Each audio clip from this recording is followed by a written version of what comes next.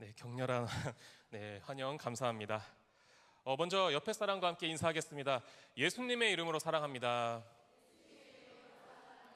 예수님의 이름으로 축복합니다. 제가 사실 이 자리에 서는 게 많이 또 망설여졌고, 또 제가 주말에는 사역을 하지만 평일에는 또 일을 하고 있어요. 근데 이제 이번에 잠깐 일을 쉬면서 또 시간이 돼서 이렇게 또 함께 제 삶을 또 나누게 됐는데, 사실은 뭐 일도 일이었지만 제가 피했던 이유가 있었어요. 제 삶이 워낙 좀 어두웠던 일들이 많고, 또 과연 내 삶을 나누는 것이 이것이 과연 덕이 될까라는 생각이 있어서 굉장히 좀 고민했었는데, 오늘 제목이 뭐죠? 바로 사랑, 그것은 바로 자비함과 긍휼함이라는 제목으로 오늘 나눌 텐데, 오늘 이 말씀 나눌 때 저 또한 이 나누는 저를 좀 자비함과 긍휼함으로 바라보시면서 제가 나누는 이 저의 삶을 오늘 말씀과 함께 들으시면 고구마 물 없이 100개 먹는 것 같은 답답함이 느껴질 수 있지만 그래도 좀 나으실지 않을까 생각이 듭니다. 우리 수요 여성 예배에 앞서 이제 또 삶을 나눠주신 우리 전도사님들이 다 대부분 여성의 타켓을 맞춰서 또 삶을 나눠주셨더라고요. 그래서 저도 제 인생에 있어서 가장 큰 영향력을 미친 그런 네 분의 여성을, 뭐 다양하게 더 많은 여성분들이 계셨지만 그 네 분의 여성에 대해서 한번 나눠볼까 합니다. 첫 번째로 좀 되게 조심스러운 얘기지만 저는 이 세상에서 그렇게 존경하는 사람이 없습니다. 어릴 때 자라온 교회에서의 환경이나 그 모든 제 삶 가운데 사람에 대한 어떤 실망감과 좌절감을 많이 겪다 보니까 처음에는 되게 훌륭한 사람이다, 뛰어난 인물이다 라고 해서 가까이 겪어보면 역시 그럴 줄 알았어, 막 이런 경험이 좀 많다 보니까 사람에 대한 실망이 굉장히 많은데, 제가 유일하게 이 세상에서 가장 존경하는 사람이 한 명 있습니다. 바로 제 신앙의 모토가 된 저희 어머니이십니다. 어린 시절 저는 제가 선택해서 나는 예수님을 믿을 거야 해서 제가 예수를 믿게 되진 않았습니다. 저는 그냥 태어나 보니 예수 믿는 가정에 태어났고 제 의지에 상관없이 그렇게 신앙을 이어가게 됐습니다. 어릴 때 제가 자라온 교회는요, 하루 종일 예배가 있었어요. 약간 기도원 같은 그런 분위기의 교회였습니다. 그리고 월, 화, 수, 목, 금, 토, 일 다 365일. 지금 생각하면 그 목사님이 참 대단하신 것 같아요. 1년 365일 중에 하루도 쉬지 않고 매일 예배를 드렸어요. 그리고 매일 하루, 점심, 저녁, 아침, 점심, 저녁 다 예배를 드렸어요. 그래서 오죽하면 제가 주일을 가장 좋아했는데 주일은 예배가 2번밖에 없었어요. 네, 죄송합니다. 좀 부끄러운 얘기지만 아침 예배 드리고 점심 먹고 그 다음에 잠깐 쉬었다가 저녁 예배 드리니까 주일이 제일 좋았어요. 주일 예배가 맨날 왔으면 좋겠다, 이런 마음이었어요. 근데 평일에는 항상 아침, 점심, 저녁으로 예배 드리고, 이제 학교에 있을 때는 상관없는데 방학이 되면 그냥 거의 교회에서 살았던 그런 삶이었어요. 근데 제가 살았던 그 삶에 있어서 교회의 분위기가 그렇게 좋지는 못했습니다. 교회의 대부분에 오셨던 성도님들이 많이 아픈 사람들이 많았어요. 마음에 상처가 많은 분들, 그리고 뭐 가출한 딸이 있어서 그 딸 때문에 고민하고 기도했던 분들, 아들이 맨날 사고 치셔서 그것 때문에 마음 아파하면서 기도하는 사람들, 그리고 알코올 중독인 남편 때문에 그거 가지고 막 눈물로써 기도하는 그런 성도님들, 그리고 또 어떤 사람은 질병의 문제로 막 말기 암에 걸려서 더 이상 손 쓸 수 없는 지경에 이르러서 마지막 실오라기 같은 그 희망 하나 붙잡고 교회에 와서 기도하는 그런 분들이 대부분이었어요. 근데 그런 사람들이 모인 공동체의 특징이 있습니다. 뭐냐? 마음에 여유가 없어요. 굉장히 분위기가 험악합니다. 근데 거기에 한술 더 떠서 목사님도 보통이 아니셨어요. 굉장히 강직하시고 강하시고 눈빛만으로도 바지에 오줌을 지릴 것 같다라는 느낌이 들 정도로 무서우셨어요. 그리고 왜 그랬는지 모르겠는데 어렸을 때 굉장히 목사님한테 많이 두드러 맞기도 했어요. 뭐 교회 안 오고 뭐 잘못하거나 그러면 때리시기도 하고 막 이렇게 손찌검도 많이 하시고 좀 그런 배경에 자라서 사실 지금도 저는 이렇게 뭐 여기 지금 제 목사님밖에 안 계시지만 뭐 이제 새로 오신 우리 고목사님과 이렇게 계시지만 저는 지금도 그렇게 목사님들을 별로 좋아하지 않아요. 근데 이제 제가 여기 옹정 온누리교회에 와서 굉장히 우리 또 도목사님, 뭐 제목사님 굉장히 인격적이신 분들을 만나서 제가 좀 어떻게 보면 마음에 좀 회복이 되고 있는 그런 상황인데, 그런 환경에서 자라면서 어렸을 때 저는 그런 생각을 가졌어요. 목사가 된다는 것은 굉장히 저주받은 일이다. 맨날 남한테 학대하고 나쁜 말하고 저주 퍼붓고 그렇게 살아가는 그 저 인생이 저게 과연 복된 일일까? 왜 사도 바울이 그런 말을 하잖아요. 내가 많은 사람들에게 복음을 증거하지만 종국에는 내가 하나님께 버려질까 두렵다라는 그의 고백처럼 나는 절대 저런 인생 살아야지 말아야지 이렇게 살았어요. 어느 날 제가 이렇게 삶을 살아가다가 이제 교회에서 단체 수련회를 가는 날이 됐었어요. 그래서 제가 안 간다 그랬어요. 난 죽어도 못 간다. 난 때려 죽여도 나는 안 간다. 나는 집에서 놀 거다. 내가 그래도 365일 내내 예배 드렸는데 내 이 방학만큼은 나를 위해서 쓰고 싶다. 나 안 간다 그랬는데, 여러분 예수 믿는 가정에서 그 아이들은 자유가 없어요. 그냥 가야 되는 거예요. 우리 뭐 예꿈 꿈땅 파워웨이브 친구들의 이렇게 막 얼굴 막 찌푸리고 있고 막 수련회 왔는데 막 이랬으면 저는 그게 막 화가 나고 막 이러는 게 아니라 극렬한 마음에 들어요. 막 그래 나도 어렸을 때 그 마음 안다.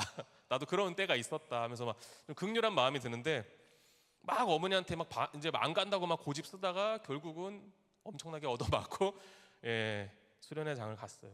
근데 막 다 모입시다 그러는데 막 화가 나니까 안 모이고 딴 데가 있고, 막 열심히 놀고 있을 때 아들 가서 같이 놀아 그러는데 안 놀고, 그리고 이것 좀 먹자 안 먹어 막 하고 반항하고, 그러다가 이제 예배 드리려고 하니까 그때 가서 나 개울가 가서 놀 거야. 그리고 혼자는 위험해서 안 돼 이러는데, 아니야 나 개울가 가서 놀 거야. 너 마음대로 해. 그래서 이제 바위 위에 혼자 이렇게 막 옆에 개울이 흐르고 있는데 그 바위 위에 이렇게 누워 있었어요.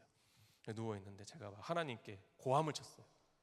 대체 당신이 누군데, 당신이 뭔데 내 인생을 이렇게 피곤하게 만드십니까? 대체 뭐냐고요 당신은, 하면서 막 하면서 고함을 치고 있었는데 그 순간 너무 제가 좀 놀라운 경험을 하게 되는데, 하늘에서 마치 이렇게 구름이 싹 이렇게 뭔가 이렇게 물감으로 이렇게 그 물통에다가 딱 떨어뜨리면 이렇게 물감이 싹 번지듯이 하늘에 갑자기 뭔가 이렇게 구멍이 뻥 뚫리듯이 하늘문이 열린다라는 표현이, 저는 항상 그런 단어나 가사말이 나오면 그때 봤던 게 떠올라요. 하늘에 구멍이 뻥 뚫리면서 내가 살고 있는 세상과는 뭔가 다른 공간이 제 눈앞에 펼쳐지더라고요. 그러면서 그 안에 엄청나게 큰 어떤 한 사람이 있는데 그 사람이 저한테 이렇게 손을 내미는데 너무 무서웠어요. 이게 그 말로만 듣던 하나님이구나. 나 이제 죽었구나. 저 손이 나를 덮치면 나는 완전히 납작해서 죽게 되겠구나 하면서 눈을 꽉 감고 있었는데, 뭔가 되게 일반적인 사람 같은 손길이 이렇게 저를 쓰담쓰담 하는 게 느껴졌어요.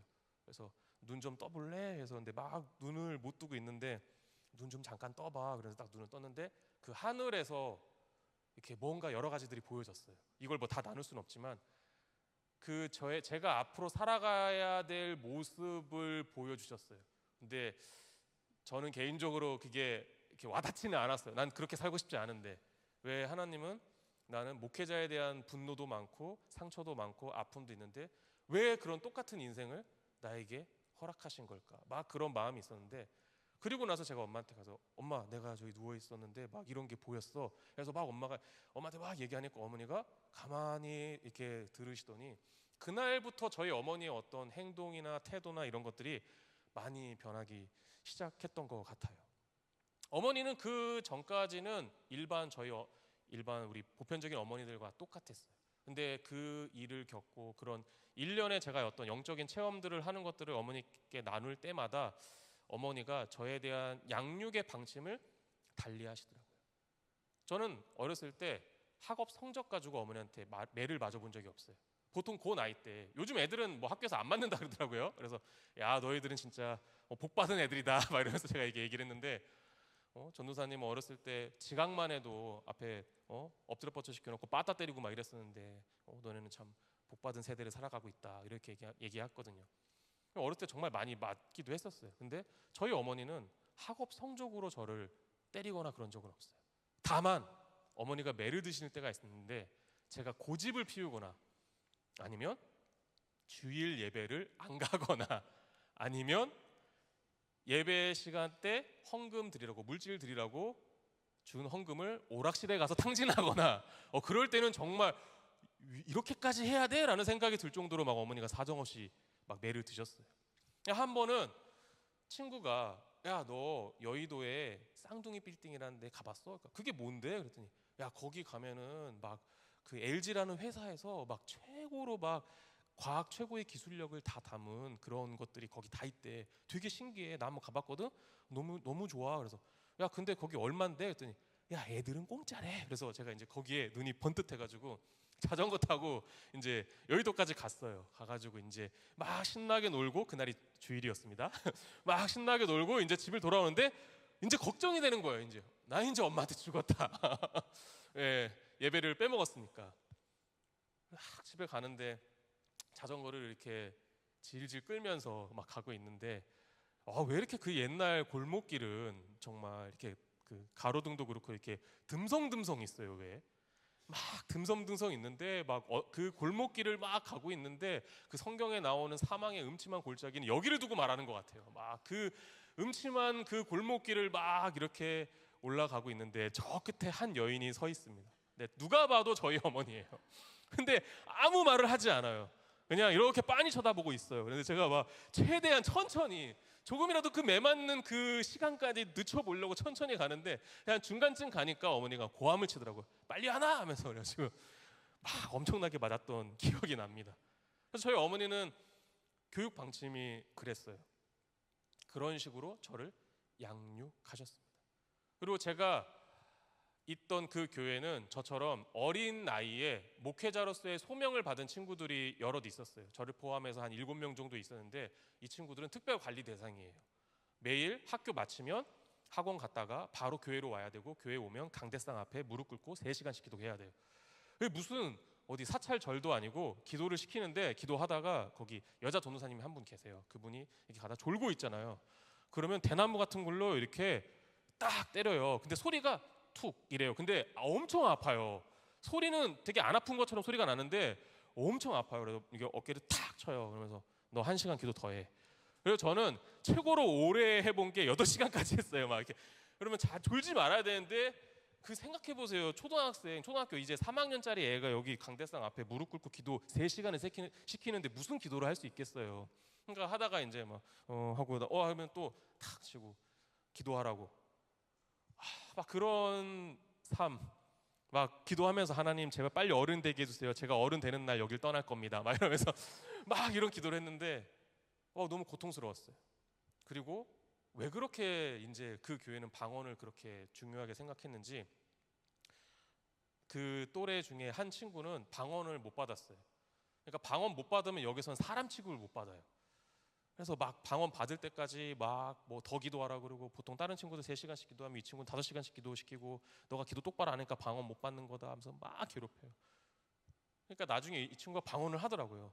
그래서 축하한다, 너 드디어 너도 방언할 수 있게 됐구나 그랬는데, 그 여자 전도사님이 이 방언 통역에 또 은사가 있으셔요. 또 그래갖고 이제 또 옆에서 목사님이 이제 한번 제대로 방언하는지 보라고 그랬는데, 목사님 이게 도대체 뭔 소리인지 아무것도 모르겠다고 그냥 아무렇게나 말하는 것 같다고. 그래서 또 그래갖고 또 대지게 맞고 그래서 똑바로 하라고. 그래서 왜 너 그렇게까지 했냐, 야 이거 방언 안 되면 안 하는 거지 그렇게까지 할 필요가 있었냐 했더니, 형은 몰라, 형은 방언할 줄 아니까 그러지, 형은 이 방언할 줄 모르는 이 마음을 모른다고 하면서 막 울면서 막 토로하더라고요. 그러니까 저는 그랬어요. 그까지 방언이 뭐라고, 우리가 예수 믿고 구원 받는 게 그것이 우리 인생의 최대의 복인데 그 방언이 뭐라고 이토록 이 친구를 마음 아프게 했어야 했나. 좀 저는 그게 좀 안타깝더라고요. 교회 분위기가 그랬어요. 목사님만 그렇게 힘들게 했으면 모르겠어요. 저는 이제 우리 수요 여성 예배에 오신 우리 성도님들께 조심스럽게 좀 당부를 드리자면, 우리가 뭐 교회 일이든 가정 일이든 무언가 얘기할 때 절대 자녀 옆에선 하지 말아야 돼요. 우리 1층에 보면 아이들 많이 돌아다니잖아요. 별 생각 없이 하면서 막 노는 거 같죠? 여러분, 그 아이들이 다 보고 있고 듣고 있어요. 저는 아직도 기억해요. 집사님 권사님들 모여가지고 박 권사 그 얘기 들었어? 그 최 권사가 말이야 남편이 사업 망했대 막 이런 얘기. 아 그 얘기 들었어? 그 박 집사 남편 바람났대. 어머 웬일이야. 이런 거를요 초등학교 3, 4학년 때 그거 막 듣고 아 저 박 집사님 남편이 바람났구나. 여러분 우리 아이들도 다 듣고 있어요. 표현을 안 할 뿐이지. 그러니까 옆에 있어서 아이들이 그런 거 인지 못할 거라고 생각하고 막 이래 하는 얘기들을 아이들은 다 인지한다. 그러면 저는 어렸을 때부터 벌써 교회에 돌아가는 흐름을 아는 거예요. 아, 이 권사님과 이 집사님이 굉장히 친하고 이 권사님과 이 권사님은 사이가 안 좋고 이 집사님은 남편이 바람났고 막 이런 것들이 이제 제가 교회의 흐름이 다 보이는 거예요. 이 얼마나 참 안타까운 현실입니까? 그런 분위기 속에서 자라왔습니다. 목사님은 맨날 강단에서 안 좋은 말 막 이렇게 누군가가 성도 떠나면 제발 그 성도님을 위해서 축복해주면서 보내줬으면 좋을 텐데 부정적인 말들 그렇게 교회에서 시끄럽게 하고 나가면 잘 되나 보라고 하나님이 치실 거라고. 그럼 저는 막 기도해. 하나님 제발 그 성도님이 정말 너무너무 잘 돼가지고 우리 목사님 코를 납작하게 만들어주세요 막 이렇게 기도를 해요. 아 근데 또 그 성도님이 나가서 이렇게 들려오는 소식이 너무 좋지 않아요. 너무 마음이 아프더라고요. 근데 하루는 제 친구가 좀 되게 좀 장난이 많은 친구가 있었어요. 근데 이 친구가 부모님이 안 계시고 할머니랑 같이 사는 친구였어요. 근데 하루는 이 친구가 목사님 앞에서 막 욕하면서 목사님한테 대들더라고요. 그래서 저는 목사님이 얼마나 무서운 존재고 뭐 목사님한테 막 반항했다가 뭐 어떤 장로님이 막 목사님한테 대들었다가 뭐 죽었다느니 뭐 이런 얘기 막 많이 들어가가지고 너 안 돼, 너 빨리 목사님한테 잘못했다고 해, 너 그러다 죽어 막 이러는데 이제 얘가 막 안 죽어, 난 괜찮아 이러는데 또 하필이면 그 목사님이 참 말을 조심해야 돼요. 그 아이에게 그랬어요. 너는 그런 식으로 살다가 너는 조만간 죽어라고 말을 한 거예요. 근데 제가 너무 두려운 거예요. 빨리 가서 목사님한테 잘못했다고 빌어 얼렁, 너 그러다 진짜 죽는다 막 이랬는데 얘가 난 안 죽어 막 이러면서 이러더라고요. 하루는 그 친구랑 같이 이제 놀이터에서 이제 그네를 타고 노는데 또 이런 애들은요 그네를 타도요 그냥은 안 타요. 굉장히 우악스럽게 타요. 막 거의 막 한 90도 될 때까지 막 이렇게 타요. 그래가지고 야 살살 좀 타라 그러는데 야 이렇게 해야 재밌어 하면서 막 타다가 그게 쇠사슬로 돼 있거든요. 근데 그 쇠사슬 하나가 톡 끊기면서 그 바로 앞에 있던 담벼락에 머리를 박아서 즉사했어요. 제 눈앞에서 친구가 죽은 걸 제가 목격하면서 제가 무슨 생각이 들었을까요? 아, 목사님한테 대적하면 이렇게 되는구나 라고 제가 인식을 해버린 거예요. 그러니까 그 뒤로는 목사님 말만 들면 막 경기 일으킬 정도로 어머니가 아들 목사님 우리 집에 오신대 얼른 일어나 그러면 막 제가 막 진짜 그랬어요. 막 입에 거품 물고 막 경기 이를 정도로 너무 싫어하고 막 무서워하고 막 그런 배경 가운데 제가 살아왔습니다. 그래서 제가 사실 이런 제 삶을 나누기가 조심스러웠던 게 그런 부분들 때문이었어요. 그런 상황에서 제가 자라왔는데 엄마 나는 목사가 되고 싶지 않다고, 나는 그런 삶 살고 싶지 않다고, 나는 저 목사님 우리 담임 목사님처럼 남한테 상처 주고 누군가를 죽게 만들고 그런 인생 살고 싶지 않아요 엄마. 그랬는데 어머니가 아들 너는 그렇게 살지 않으면 되잖아. 너는 그렇게 살지 않으면 돼 라고 하시면서 저렇게 다독여 주셨어요. 근데 하루는 어머니가 이제 그 저와 또래 같은 친구들이 있다고 했잖아요. 특별 관리 대상인 그 7명, 저를 포함해서 7명의 친구들. 근데 하루는 그 부모님들이 같이 앉아서 막 이런저런 얘기를 했어요. 그러다가 이제 뭔가 뭔 얘기를 하던 끝에 덕담을 해주시게 됐어요. 야 우리 아들은 너는 조윤기 목사님처럼 그렇게 훌륭한 우리 당회장 조윤기 목사님처럼 훌륭한 그런 목사님처럼 그렇게 잘하거라 하면서 덕담해주고 또 옆에서는 그의 질세라 우리 아들은 뭐 세계적으로 유명한 부흥 강사가 되라 하면서 막 덕담을 해주시는 거예요. 그러니까 또 옆에서 또 야 우리 아들은 이 대한민국에서 제일 큰 교회 세우는 목사가 되라 하면서 딱 덕담해주고 그래서 저도 되게 기대했어요. 우리 엄마는 무슨 얘기를 할까? 야 점점 클래스가 점점 커지는데 무슨 얘기를 하실까? 근데 어머니가 그냥 이렇게 그냥 씩 웃기만 하시고 아무 말씀을 안 하시는 거예요. 그래서 이분들이 말하는 그런 퀄리티하고는 차원이 다른, 격이 다른 뭔가 더 원대한 것을 나한테 기대하고 있는 거구나. 그래서 여기서 말하면 질투할까 봐 말을 못 하시는구나 이렇게 생각했어요. 그러고 나서 예배가 마치고 저녁에 집을 가고 있는데 어머니한테 막 이렇게 이제 속된 말로 깝죽대면서 막 엄마 저는 조윤기 목사님처럼 그렇게 훌륭한 큰 교회 세우는 목사님 될까요? 아니면 세계적으로 유명한 교회 세우는 목사님이 될까요? 막 그랬더니 어머니가 저를 이렇게 인상을 팍 쓰시면서 바라보시면서 그런 말씀하신 거예요. 너는 조용긴 목사님처럼 될 필요도 없고 세계적으로 유명한 목사님이 될 필요도 없어. 막 이러면 딱 이렇게 얘기를 하시는 거예요. 와, 그래서 제가 그 말을 듣고 나서 어린 마음에 어머니가 나를 진짜 심심하면 뭐 말 안 들을 때 다리 밑에서 주워왔다고 하더니 그 말이 참이었구나. 나를 다리 밑에서 주워왔구나. 그래서 막 울면서 집에 가서 침대에 코 박고 막 울고 있으니까 어머니가 와서 너 왜 울어? 너 왜 그래? 그러니까 아니 다른 어머니들은 자기 자녀가 잘 되라고 좋은 말들도 해주고 덕담을 해주시는데 왜 엄마는 나한테 그렇게밖에 말을 못 해주냐라고 했더니 어머니가 저한테 이런 말씀을 해주셨어요. 아들아, 너가 조용기 목사님처럼 훌륭한 사람이 되고 너가 세계적으로 유명한 사람이 되고 막 정말 손만 대면 병이 치유되고 그런 은사가 있고 그런 능력이 있는 주의 종이어도 그 모든 것이 하나님이 원하시는 것이 아니고 하나님이 기뻐하시는 것이 아니면 그거 다 의미 없는 거야. 부질 없는 거야. 뻘짓이야. 나는 우리 아들이 하나님을 기쁘시게 하는 사람이 되었으면 좋겠어 라고 하는 그 말이 겨우 고작 초등학교 4학년밖에 안 된 나이였지만 가슴이 벅찼어요. 근데 저는 제가 저희 어머니를 존경한다고 했잖아요. 제 인생의 롤 모델이자 제 삶에 있어서 가장 본받고 싶은 인물이 바로 저희 어머니인데 보통 보면은 사람들이 교회에서의 모습, 가정에서의 모습, 직장에서의 모습 다른 경우가 많아요. 근데 저희 어머니는 한결같았어요. 그리고 무엇보다 저는 이제 처음에는 그냥 저희 어머니가 착한 사람이고 난 사람 못된 사람이다 이렇게 생각했는데 나중에 좀 생각을 해보니까 아 그게 아니라 이것은 우리 어머니의 은사구나. 사랑이라고 하는 은사구나. 우리 어머니는 사랑이라는 은사를 가지고 있는 계신 분이구나라는 걸 알았어요. 그 가정 가운데는요.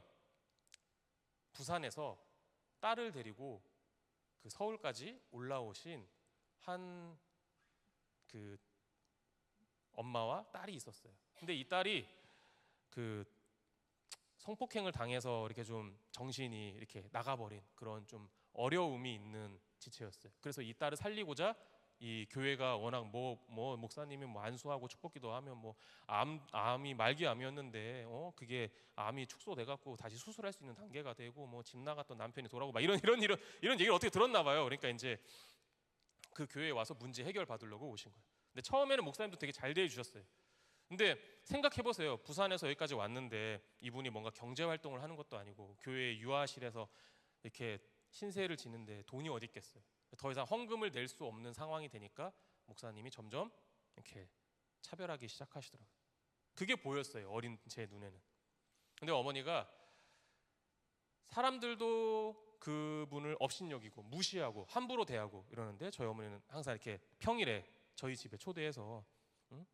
집사님 우리 집에 와갖고 식사해 이러면서 막 집에 초대해서 밥도 먹이고. 근데 그 자매가 이렇게 좀 정신이 좀 이렇게 온전치 않다 보니까 침도 막 엄청 질질 흘려요. 막 밥 먹으면서도 막 식탁에 막 완전히 진짜 막 물 엎질른 거 마냥 막 침이 고여요. 그러니까 사실 싫죠. 저도 좋지는 않았어요. 사실 죄송합니다. 네. 그러니까 저희 어머니는 그래도 개의치 않고 밥 대접하고 그리고 저희 가족이 어디 외식 나갈 때 있으면 꼭 그 성도님 불러가지고 같이 밥 먹고. 그러니까 저는 삶 가운데 저희 어머니가 그 보여주신 자비함과 긍휼함을 보면서 자라다 보니까 아 우리 어머니의 이 모습이라면 진짜 하나님 살아계실 수 있겠다 이런 마음이 저도 들었어요. 한 번은 이런 적이 있어요.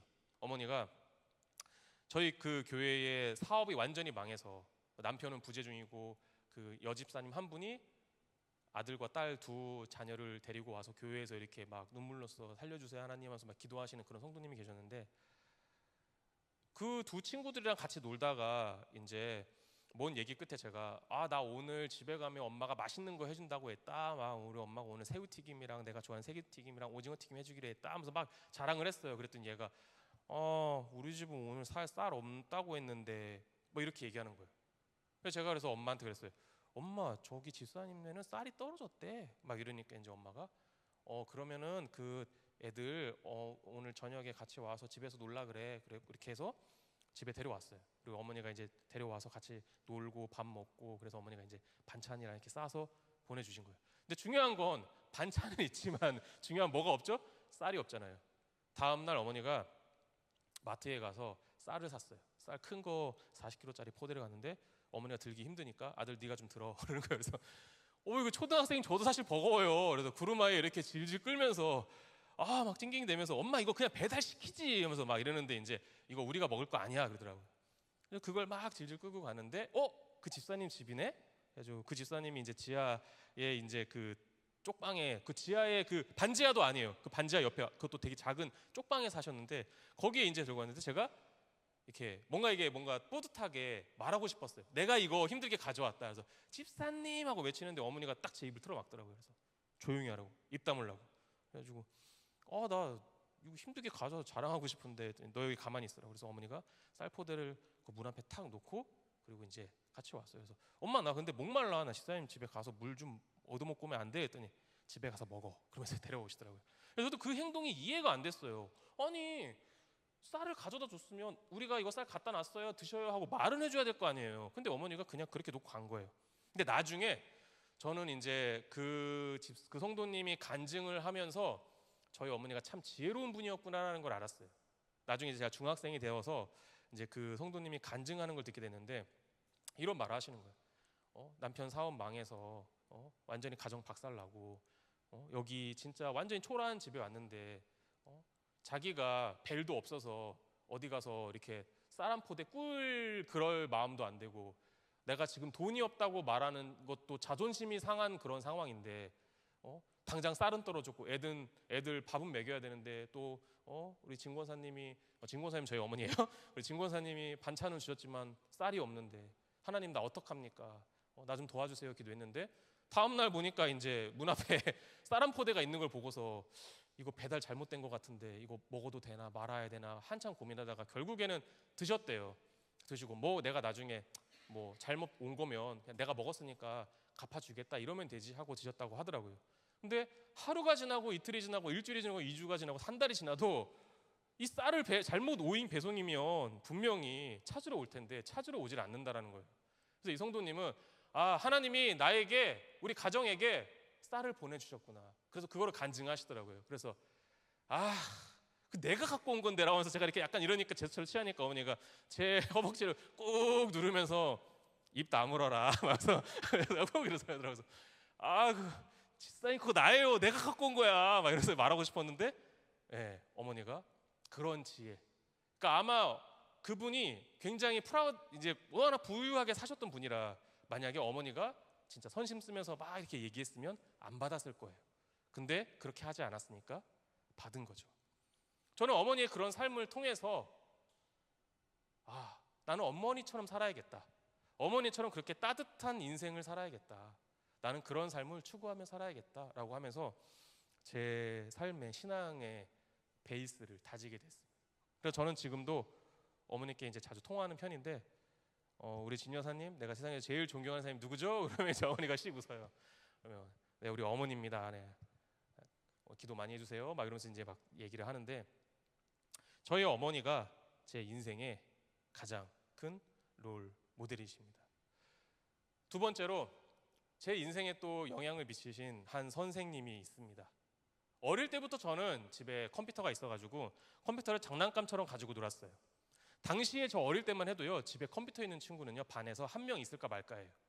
그리고 사실 컴퓨터에 대해서 필요성도 못 느끼던 시대였어요.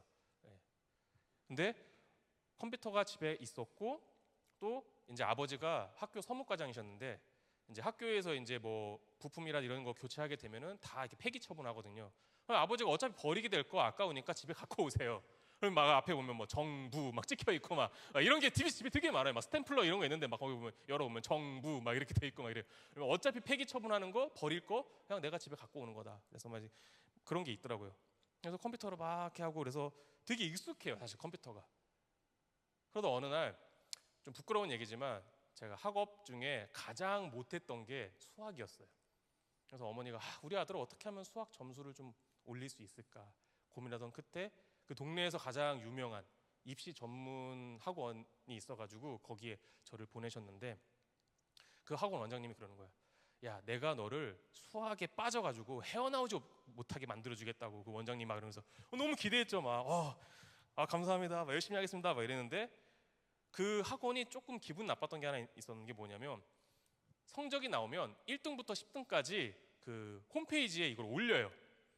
그리고 그것만 하면 좋은데 그 밑에서 꼴등 1등부터 10등까지를 또 올려요. 그래서 그걸 같이 올려요. 밑에서 꼴등에서 1등부터 10등, 그리고 위에서 1등에서 10등. 근데 유감스럽게도 제가 밑에서 1등부터 10등에 제가 있었어요. 그거 볼 때마다 기분이 너무 나쁜 거예요. 막 제 자존감을 떨어뜨리고 제 자존심을 상하게 하는. 그래서 제가 너무 홧김에 막 두고 보자 하다가 어떻게 할 수 있을까 하다가 제가 그러면 안 되는데 그 학원 홈페이지를 해킹해서, 지금도 사실 여러분들이 이해하시기 어려울 수도 있는데 지금도 핸드폰이나 뭐 컴퓨터나 이런 통신망에 연결돼 있으면 수차례 막 계속 이렇게 주거니 받거니 데이터를 주거니 받거니 해요. 근데 거기에서 주거니 받거니의 주거니를 쓸데없는 데이터를 계속 그 홈페이지에 주는 거예요. 그걸 저 혼자서만 보내면은 한계가 있으니까 제가 평소에 이제 다른 데 해킹해 두었던 컴퓨터를 동원해서 그 홈페이지를 계속 이렇게 쓸데없는 그런 정보를 계속 보내서, 그 패킷이라고 하는데 패킷을 보내서 홈페이지를 마비시켜 버리는 거죠. 이제 그걸 이제 트래픽 이제 초과가 돼서 이렇게 나오거든요, 홈페이지 화면에. 그러니까 이제 안 나오는 거예요, 이제. 그래서 이제 내가 이겼다. 그래서 되게 흡족해하고 있었어요. 일주일이 지나도 2주일이 지나도 홈페이지가 이제 복구가 안 되는 거예요. 여러분 심심하면 제가 보냈거든요, 계속. 그러다가 이제 나중에는 제가 결국 졌는데, 어떻게 졌냐면 이 원장 선생님이 이렇게 대자보를 이제 학원 문 앞에다가 더 수치스러웠어요. 대자보를 붙이시더라고요. 그래서 내가 졌다. 이 대자보는 찢을 수도 없고 참. 그래서 되게 수학에 대한 좀 그런 데미지가 있었는데, 하루는 학교 수학 선생님이, 그 수학 선생님이 믿는 분이셨거든요. 그분이 뭐 컴퓨터가 안 되거나 그러면 요새봐 이따가 끝나고 교무실에 올래? 그러면 제가 이렇게 컴퓨터도 봐드리고 그랬어요. 사실 선생님 입장에서 어려운 문제지만 제 입장에서는 아무것도 아니에요. 근데 이거요? 이거 아무것도 아니에요? 하면서 막 이렇게 해주고 막 이렇게 해드렸어요. 근데 내가 그렇게 나는 선생님과의 되게 끈끈한 유대관계가 있다고 생각했는데, 어느 날 선생님이 자, 이번 점수 우리 학교 전체 평가 우리 반 올라야 된다. 점수 진짜 너네 이렇게 나오면 안 된다. 무조건 80점 넘어야 돼. 80점 밑으로인 사람은 아무튼 각오해. 막 이러신 거예요. 저는 그래도 괜찮았어요. 고민이 안 됐어요. 왜? 나는 선생님의 총애를 받는 사람이니까 설마 나를 때리겠어 했는데, 제가 이제 또 공부를 열심히 했어요. 또 선생님 또 기대치에 맞춰드리고 싶어서. 근데 그래도 80점이 못 넣고 78점이 나온 거예요.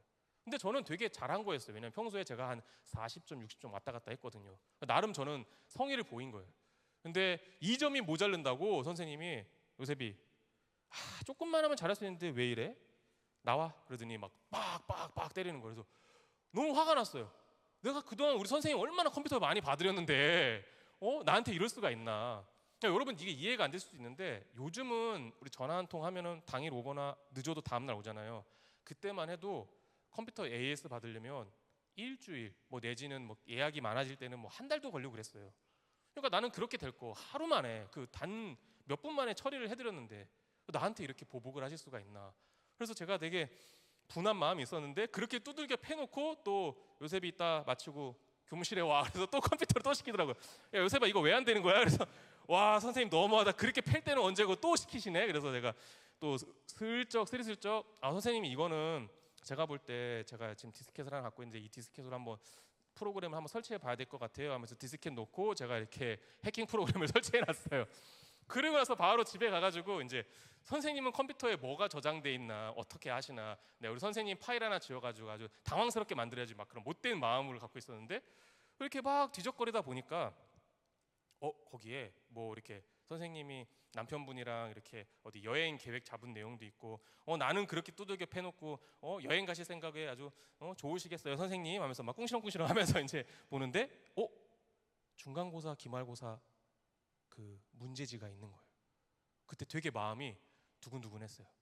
이게 진짜일까? 아니면 가짜일까? 그걸 계속 보면서 이거를 할까 말까 하다가 안타깝게도 저는 하고 말았습니다. 그래서 그걸 카피해서 그걸 가지고 막 보면서 달달달달 외웠어요. 근데 이 선생님도 보통이 아니에요. 이 선생님 항상 시험에 답안지를 쓸 때 주관식에는 그 수학의 공식과 풀이 과정을 꼭 쓰라고 하세요. 그래서 그거를 요구하는 주관식만 빼고 예, 객관식이랑 그거 안 써도 되는 주관식은 다 썼어요. 그리고 나서 이제 선생님이 저를 다시 부르더라고요. 그래가지고 교무실 내려갔더니 선생님이 그러는 거예요. 요셉아, 내가 요즘 되게 풀리지 않는 미스테리가 있다. 한번 들어봐. 막 이러는 거예요. 내가 아는 한 친구가 있는데 그 친구는 평소에 수학 평균 점수가 40점에서 60점 왔다 갔다 해. 근데 이번에 그 친구가 78점 맞았어. 나름 노력한 것 같아, 내가 볼 땐. 근데 이번 성적이 좀 믿기지가 않아. 95점이 나왔어. 이건 말도 안 되는 점수거든. 더 미스테리한 건 뭔지 알아? 야, 어떻게 이렇게 쉬운 문제를 이렇게 어려운 문제를 맞춘 애가 이렇게 쉬운 문제를 어떻게 틀릴 수가 있지? 하는 나는 좀 의문이 든다. 그리고 또 하나 미스테리가 있어. 한번 들어볼래? 제가 그 순간에 얼굴 되게 빨개졌어요. 저는 이 얼굴에 다 감정이 드러나거든요. 빨개져 갖고 있으니까 선생님이 계속 요셉아 고개 좀 들어볼래? 막 이러면서 얘기를 하시더라고요. 더 신기한 건 뭔지 알아? 얘 주변에 있는 애들은 걔보다 공부를 잘하는 애들이 없어. 못하면 못했지. 비스무리한 애들이 대부분인데 대체 얘는 이걸 어디서 베꼈을까? 막 이러는 거예요. 그래서 제 얼굴이 빨개져가지고 선생님 사실은 제가 선생님한테 그때 맞고 너무 화가 나서 그냥 욱하는 마음에 선생님 컴퓨터를 해킹해서 이렇게 했어요. 그러니까 야, 너 참 대단하다. 그래서 그래 좋아. 그러면 어쨌든 이건 부정한 방법으로 시험을 치른 거니까 우리 다시 시험 쳐야겠지. 그래서 네 하고 이제 다음 주에 시험을 쳤어요. 그러니까 지금 생각해 보면 참 그 선생님도 지혜로운 선생님이었던 거예요. 그러면서 다음 주에 와서 시험 치고 시험 끝나니까 요셉아 너는 어떤 사람이 되고 싶어? 라고 묻길래 저는 게임 소프트웨어 만드는 사람 되고 싶어요. 그래서 너는 그거 잘할 수 있을 것 같아. 선생님이 너 그거 한번 고등학교 그 관련한 학과가 있는지 한번 알아볼게. 한번 그쪽으로 가보자 해서 부모님들은 다 제가 인문고등학교 갈 줄 알았어요. 저희 아버지는 인문고등학교 가서 이제 포항공대나 이런 공대 쪽으로 가면 좀 안정적이 괜찮으니까 그렇게 원했고, 어머니는 인문고등학교 가서 목사가 되기를, 신학교를 가기를 원했는데 이 아들은 어머니의 뜻도 아버지의 뜻도 전혀 상관없는 게임 소프트웨어 개발자가 되기 위한 꿈을 품고 있었어요. 그러니까 너무 감사하죠. 만약 이 선생님이 저한테 네가 감히 선생님 컴퓨터를 해킹해? 이 괘씸한 놈, 너는 이렇게 끝나면 안 돼. 이래서 이 일을 공론화시키고 더 크게 만들어서 징계위원회를 열어서 이 학생은 퇴학 처리해야 됩니다. 이랬으면 아마 저는 뉴스에 나왔을 거예요. 헤드라인에 오늘 서울의 한 중학교에서 한 학생이 선생님 컴퓨터를 해킹하여 부정행위를 한 사건이 발생됐습니다. 이러면 아마 뉴스에 나왔을 거예요. 제가 그러려고 했던 건 아니었는데 막 이러면서 이제 막 나올겠죠. 막. 네. 근데 우리 선생님께서 저에게 자비함과 긍휼함으로 그 잘못된 행동을 바로 잡을 수 있는. 그리고 그 뒤로부터 제가 이제 수학 성적이 되게 좋았어요. 네. 왜냐? 이 선생님이 나를 그렇게 기대하고 나를 인정해 주는데 그 인정해 주는 그 선생님에 대한 기대에 실망시키고 싶지 않았어요. 그 기대에 부응하고 싶었어요. 그래서 제가 그렇게 준비하고 고등학교도 그와 관련된 특성화 고등학교에 진학했고, 고등학교 2학년 때는 제가 이렇게 이메일을 보냈어요. 게임 회사에, 유명한 게임 회사에 이메일을 보내서 제가 이 회사에서 일하고 싶습니다. 제가 이 회사에 일할 수 있게 해주십시오 라고 이메일을 보냈는데, 되게 웃긴 게 뭔지 아세요? 그 당시에 우리나라에 이 스타크래프트라는 게임이 있는데 그 게임 회사에도 제가 이렇게 이메일을 보냈어요. 그 회사는 미국 회사예요. 근데 제가 그 이메일을 보낼 때 영어로 보내지 않고 무슨 배짱인지 모르겠어요. 한글로 보냈어요. 근데 참 확실히 대기업은 달라요. 진짜 한글로 보냈는데 그 외국계 기업 회사가 저한테 한글로 답변을 줬어요. 이 우리 회사에 지원해 준 거 너무 고맙다. 약간 번역기 돌린 듯한 느낌으로 이렇게 좀 말이 좀 뭔가 이상한데 하는 싶은 느낌으로 이렇게 보내긴 했지만 너와 함께하길 원한다. 근데 일단 우리가 서로 소통할 수 있는 길이 있어야 될 것 같다. 영어를 공부해서 나중에 이리로 와라. 그러면 그때 우리 함께해 보자. 이런 식으로 답변이 왔어요. 너무 고맙더라고요. 근데 다른 회사들은 답변도 없고 안 된다 이런 답변이 대부분 많았는데 한 회사가 저한테 너의 그 꿈을 응원한다. 근데 너는 아직 고등학생이지 않냐. 고등학교 졸업하고 보자. 근데 제가 거기다 다시 보냈어요. 내가 만약에 학교에서 일할 수 있게 허락해 준다고 하면 그럼 가도 되냐라고 했더니 아마 이제 회사 측에서는 그런 것 같아요. 설마 허락해 주겠어 이런 마음에 이제 그러면 취업할 수 있게 해줄게 라고 했는데 학교 입장에선 되게 좋죠. 왜냐하면 고등학교 2학년짜리 학생이 게임 회사에 들어가서 하면 굉장히 이게 홍보 효과가 되잖아요. 이제 우리 학교 학생 중에 이렇게 해서 가치업해서 이렇게 한 학생이 있습니다 하면서 이렇게 할 수 있으니까. 그래서 교장 선생님 허락하셨고 해서 2학년 때부터 이제 점심시간까지는 학교에서 수업 듣고 점심시간 이후에는 그 회사 가서 일을 하고, 그러면서 이제 제가 좀 일찍 일을 시작했어요. 그러면서 이제 게임 소프트웨어 쪽으로 그렇게 제가 일을 하게 됩니다. 그리고 나서 군대 잠깐 갔다 왔다가 또 일을 하면서 직장 생활하면서 막 그렇게 생활하는데 어느 날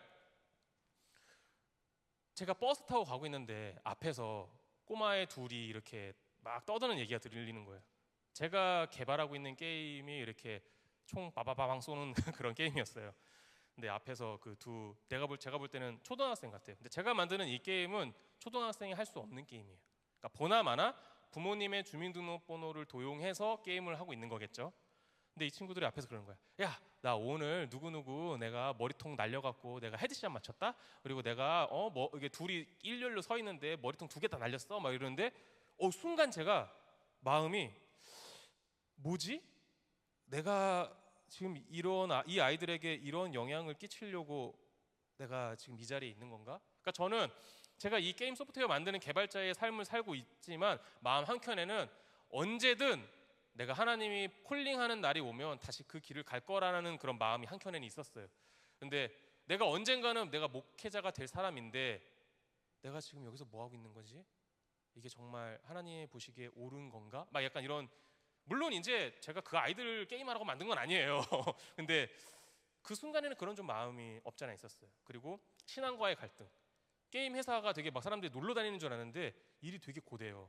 자매들이 보통 게임 회사에 들어오면은 처음에는 막 단정하게 입고 막 이렇게 안녕하세요 신입사원 누굽니다 막 이러는데 좀 시간 지나면요 막 이렇게 슬리퍼 질질 끌고 막 머리 묶지도 않아요 제대로 막 이렇게 해가지고 팀장님 이거 어떻게 해야 돼요 막 약간 이런 식으로 변해요 막. 그리고 이제 게임 회사가 저희 이제 게임 회사는 이렇게 정장 입고 안 다녀요. 그냥 티셔츠에 청바지에 뭐 반바지에 뭐 슬리퍼 끌고서 삼각김밥 하나 먹으면서 이제 소시지 하나 먹고 막 이러면서 일하거든요. 좀 그런 부분에서 자유로워요. 그렇게 일하지만 자유로운 만큼 이 일의 노동 강도도 굉장히 강하고 수요 예배, 금요 예배 참석할 수 없죠. 어쩔 때는 일요일 날도 예배 못 드릴 때 많아요. 프로젝트가 하나 실행되면. 그럼 저는 이제 마음이 어려운 거예요. 나는 예수 믿는 사람이고 나는 믿음의 가정에서 자랐고 또 나는 언젠가 목회자가 돼야 될 사람인데, 그러니까 막 탕비실에서 막 이렇게 쭈그려 앉아가지고 하나님 하면서 막 제가 비록 이 자리에서 하나님께 예배를 드립니다 하면서 막 이렇게 기도하고 그러면은 꼭 저희 이제 사장님이 오셔가지고 아이고 할렐루야 또 난리 났네 난리 났어 그래갖고 막 부흥회 하고 계시네 막 이러면서 이제 그분은 이제 아내분이 이제 교회 이제 권사님이신데 되게 못마땅해 했어요. 저를 막 자기 아내도 못마땅한데 저까지 와서 이러니까 막 그래 뭐 많이 해라 하면서 이제 문 꽝 닫고 막 이러시는데 막 그렇게 막 기도하고 막 그러면서 하다가도 이제 그것도 점차 횟수가 줄더라고요. 예배도 안 하게 되고 점점 신앙도 바닥을 치고, 그리고 저 나름대로의 그게 있었어요. 내가 다른 거 다 해도 술은 안 하겠다. 마셔도 한 2잔 정도만 마시고 취하진 않겠다. 이런 말도 안 되는 그런 저만의 어떤 그 신앙관이라고 하면 좀 그렇고 그런 마음에 있었어요. 근데 하루는 거래처 이렇게 접대하면서 이제 자연스럽게 그런 술자리가 있었는데 제가 술을 안 먹겠다고 이제 고집을 피우니까 내가 이런 경우는 처음 보네 하면서 이제 그분이 박차고 일어나는 거예요. 그래서 이제 이러면 이제 이게 어떻게 해요? 거래가 박살 나겠죠. 그래서 제가 죄송합니다 하고 술을 마시게 됐어요. 이제 마지막 남은 저의 그 신앙의 경계 노선마저도 깨진 거예요. 술이 완전히 떡이 돼가지고 그러고 있는데 차를 타고 집에 가야 되는데 너무 취해서 어떻게 뭐 안 되고 버스를 탔는데 하필 또 이게 술이 너무 취했나 봐요. 버스도 집에 가는 방향이 아니라 반대 가는 방향을 탔어요.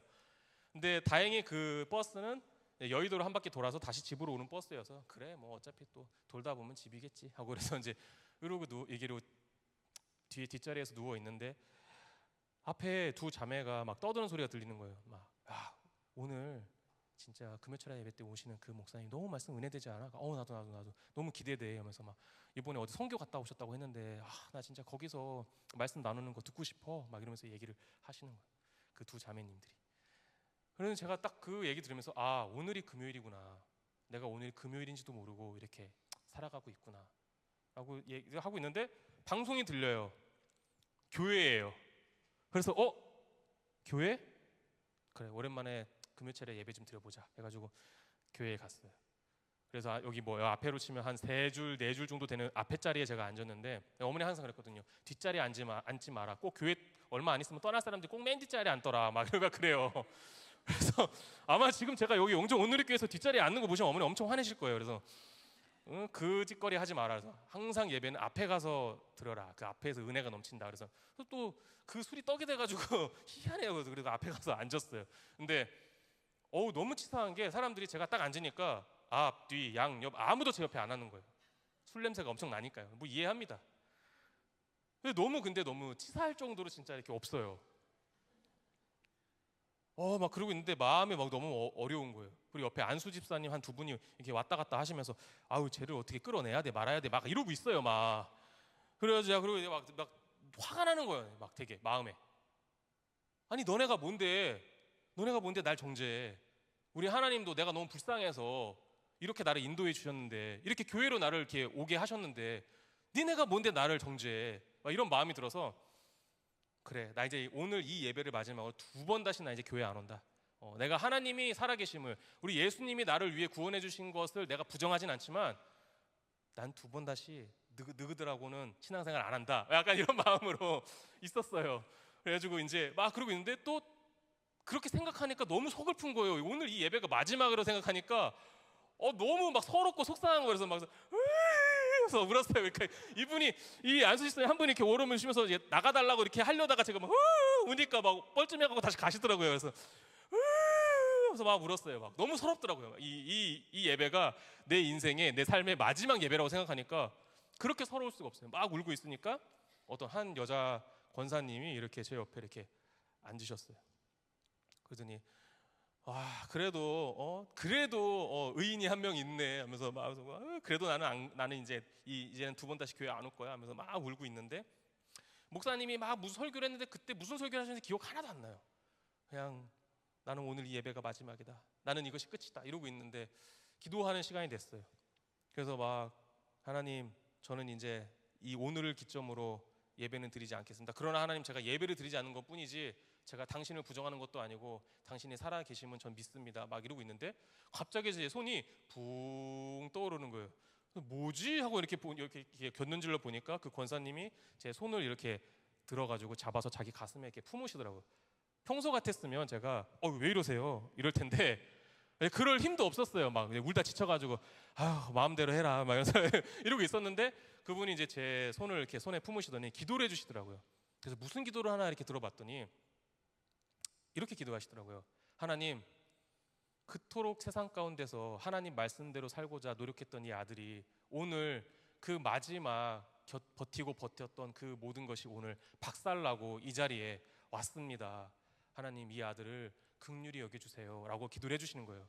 그러면서 거기까지만 해도 이미 제 감동인데 뭐라고 기도를 해주시냐면 이분이 하나님 이 아들이 지금 가는 그 길이 하나님께서 원하시는 길이고 하나님께서 기뻐하시는 길이라면 정말 당당하게 담대하게 나아갈 수 있게 해주시고 만약 그 길이 하나님이 원하시는 길이 아니고 하나님께서 더 원하시는 더 큰 원대한 그 길을 원하신다면 하나님께서 처음 이 아들에게 보여주셨던 그 길을 갈 수 있게 해주세요 라고 이렇게 기도를 해주는 거예요. 나는 이분을 처음 만났는데 이분도 나를 처음일 거고 나도 이분 처음 만났는데 마치 나를 알고 있다는 듯이 이렇게 기도를 해주시더라고요. 다른 사람이라면 이게 뭔 소리야 그랬겠지만 저는 그 처음 하나님이 보여주신 것이라는 그 말이 무엇인지 알았어요. 그래서 제가 집으로 돌아가는 내내 생각을 했어요. 하나님, 제가 내일 당장 회사 가면 그만두겠습니다. 그리고 저처럼 교회에서 목사님에게 또 어떤 사람들에게 상처받아서 교회를 떠나게 된 그런 사람들을 위해서 제가 목회자가 되겠습니다. 이러고 회사를 다음날 가서 그만뒀어요. 막 사장님 난리 났어요. 너 솔직히 말해. 얼마 준대? 그러니까 막 아니요 그게 아니고요. 제가 막 이래 해서 제가 이제 신학을 하려고 해요. 그러니까 정신 나간 소리 하지 마. 왜 그래? 확실하게 말해. 연봉 얼마 준다 그랬어? 확실하게 말해. 말하면서 얘기하는 거예요. 근데 왜 그랬냐면 20대 그때 제가 후반이었 이제 29살이었는데 29살짜리가 과장으로 진급하고 팀장이 된다는 건 굉장히 파격적이었어요. 사실 이례적이었고. 근데 그렇게까지 대우를 해줬는데 딴 데로 간다는 거는 분명히 이제 뭔가 연봉을 더 준다는 데가 있으니까 간다는 거잖아요. 근데 그게 아니라 제가 이래 해서 하나님의 소명을 따라가려고 한다 했더니 하여튼 이런 할렐루야 진짜 막 너는 진짜 너무 힘들게 한다. 그 탕비실에서 그렇게 막 예배드리고 그 난리를 치더니 이제 그래 너는 목사가 어울린다 가라 가 해가지고 이제 신학을 했는데 두려웠어요. 막상 이 신학을 하게 되면서. 왜냐, 신학을 하고 제가 사역의 길을 가면 필연적으로 누굴 만나야 되죠? 목사님을 만나야 되잖아요. 그리고 그 목사님과 함께 사역을 해야 되죠. 너무 무서운 거예요. 어떻게 하겠다고 하긴 했는데 막상 생각해 보니까 너무 무서운 거예요. 그래서 교회에서 이제 12강줄이 특별 새벽 기도회 얘기 있었어요. 그래서 그 새벽 기도회 때 제가 교회 가면서 막 기도했어요. 하나님 제발 저를 긍휼히 여기서 불쌍히 여기서 제발 제가 처음 사역지에 가게 되는 목사님은 제발 자비롭고 긍휼하고 마음에서 막 제발 아버지같이 포근하고 하면서 제발 알죠 내가 굳이 말 안 해도 제발 하나님 도와주세요 하면서 막 기도를 했어요. 근데 정말 감사하게도 제 첫 사역지의 목사님이 정말 그러셨어요. 정말 저를 긍휼하고 불쌍하게 여겨주시는 좀 그런 분이셨어요. 그래서 너무 참 사실 너무 감사한 게 그 목사님이 이렇게 뭔가 권위적이고 막 권위로 찍어 누르고 그런 분이 아니고 지금 여기 우리 영종 온누리교회 도목사님처럼 이렇게 문제가 있으면 내가 이렇게 하려고 그러는데 우리 요셉 전사는 어떻게 생각해요? 하면서 그 목사님 제가 흉내 내는 거예요. 막. 그래서 충청도에서 사역했었거든요. 그래서 예 목사님 저는 목사님 시킨 대로 하겠습니다. 그러니까, 아니 그렇게 하지 말고 내 생각이 이러는데 요셉 전사 생각을 말하라고. 예 저는 이렇습니다. 그래 그러면 그것도 한번 고민해 볼까? 하면서 이렇게 되게 인격적으로 대해주시더라고요. 너무 감사했어요. 그러니까 처음 받아본 그런 은혜였어요. 그래서 세상에는 이렇게 착한 목사님도 있기는 하구나. 그게 이제 여기 영종 온누리교회 오기 전까지는 처음이자 마지막이 될 뻔했는데 그분 통해서 되게 감동받았던 게 하나가 있는데 나누자면 하루는 제가 이제 생일이었는데 목사님이 심심하면 저 불러내요. 막 요즘사 집에 있어요. 그러면 예 목사님 교회 갈까요? 그래서 되게 좀 그래요. 좀 이게 이상한 게 처음에 분명히 저는 파트 전도사로 해가지고 가게 됐고 전도사님 토요일하고 일요일만 나오면 돼요. 그래서 알겠습니다 했는데 갑자기 어느 날 말이 바뀌는 거예요. 전도사님 그래도 교육자가 성도들 앞에 면이 쓰려면 금요 철야 정도는 드려야 됩니다. 알겠습니다. 그러더니 근데 전도사님 이왕 나오는 거 수요 예배도 뭐야 그럼 처음부터 금 토 일 다 나오라 하든가 그런데 그러다가 이제 또 나중에는 이제 전도사님 우리 이번에 특별 이게 집회가 있어요. 그래서 월화수목금토일 다 나오는 거예요. 그래서 나는 분명히 파트인데 이건 전임인 것 같은데 되게 빡시게 이제 사역을 했지만 그래도 힘들다는 생각을 못 들었던 게 인격적으로 이렇게 교제를 해주시니까 너무 좋았어요. 근데 하루는 그 목사님이 제 생일날 전화하셨는데 잠깐 내려올 수 있나라는 거예요. 네? 내려올 수 있냐고요? 그러니까 나 지금 요셉전사 집 앞인데 그래서 전 좀 되게 기분이 안 좋았어요. 왜냐면 저는 제 집에 누구를 잘 초대 안 해요. 누가 오는 걸 별로 좋아하지 않아요. 여자친구 제가 이제 독립한 이후로 여자친구도 집에 데려온 적이 없어요. 되게 그런 걸 서운하게 생각하는데 그게 이제 이성적인 그런 성적인 문제도 있지만 나는 내 이 홈그라운드 안에 이렇게 누가 오는 걸 별로 좋아하지 않는다. 여기 오고 싶으면 나랑 구청 가서 혼인신고서 작성하면 너 마음대로 드나들 수 있고 너가 마음에 드는 거 있으면 가져가도 된다. 어차피 너랑 나랑 이제 재산을 공유하게 될 테니까. 말해서 그렇게 얘기하고 항상 집에 안 데려오고 이랬는데 목사님이 찾아오신 거예요. 그래서 목사님은 또 좀 얘기 좀 하고 오시지 또 그렇게 갑작스럽게 오셨어 하면서 또 냉장고 열면서 좀 대접해 드릴 거 없나 했는데 마침 또 장을 안 봐가지고 대접해 드릴 것도 없고 그래서 막 심란한 마음으로 막 입이 대빨 나와서 막 이렇게 막 계단으로 내려가고 있는데 목사님이 앞에 딱 봉고차가 이렇게 서 있더라고요. 그래서 문이 쫙 열리면서 사모님이 전사님 하면서 생일 축하해요 하면서 이제 수박이랑 제가 수박을 좋아하거든요. 수박이랑 케이크를 딱 하고 제가 그런 마음을 품었다라는 것 자체가 너무 죄송하고 막 좀 부끄러울 정도로 그 모습을 보면서 제가 그 자리에서 주저앉아서 막 울었어요. 그런 대접을 태어나서 저는 처음 받아봤거든요, 목회자에게. 그래서 전도사님 요즘 사역하느라 힘들죠? 힘내요. 이런 고비 다 지나가면 또 견딜 수 있습니다. 막 그런 자비함과 긍휼함을 그것도 목회자에게 너무 처음 느껴본 거예요, 저는. 그래서 나 이 교회에서 정말 열심히 해야겠다, 그런 마음을 가졌어요. 근데 제가 하루 일과가 이랬어요. 밤에 이제 뭐 집회 있고 그러면 예배 드리고 나서 예배 끝나면 이제 우리 성도님들 차량 운행해드리고, 그리고 집에 오면 막 11시, 12시 돼요. 그러면 또 새벽 기도가 있다 그러면 그럼 너무 힘들어요. 막 주여, 막 이제 새벽을 왜 기도를 만드셔가지고 저를 이렇게 고단하게 하십니까? 그래서 한 3시간 정도 자고, 새벽 기도로 가려면 제가 가는 게 아니라 제가 또 우리 또 성령 충만하시도 우리 권사님들 또 모셔가야 돼가지고 새벽 3시에 일어나야 돼요. 그럼 새벽 3시에 일어나서 또 준비하고 그러면 한 30분 정도 흘러가요.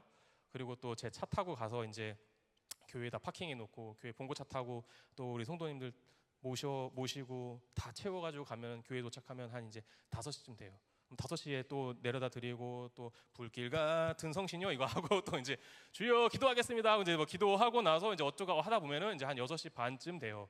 그럼 이제 제가 좀 제일 부담스러운 게, 하나님과 막 되게 긴밀하게 막 소통하고 계시는데 제가 막 권사님 우리 집에 가야 돼요 막 이렇게 하기가 너무 죄송스러운 거예요. 제가 막 이걸 좀 어떻게 해야 되나 말아야 되나 그러면은 이제 사모님이 가서 권사님 집에 가야 돼, 이제 그만하시고, 그래서 집에 가서 기도하시고 말해가지고 어떻게 저렇게 하실 수 있지? 막 이러는데, 그래가지고 같이 이제 또 차에 타요. 차에 타가지고 부항해서 이제 막 차량 운행하고 나면 이제 한 8시쯤 돼요. 이제 그때 되면 출퇴근 시간 겹쳐가지고, 그래서 또 학교로 가야 돼요. 제가 또 공부하러 가야 돼요. 그러면 또 이제 주여 제발 늦지 않기를, 저 제발 장학금 타야 돼요, 제발 주님 늦지 않기를 막 이러면서 막. 왜냐면 교수님들 중에 지각 결석하면은 A뿔을 안 주시는 분들이 많아요.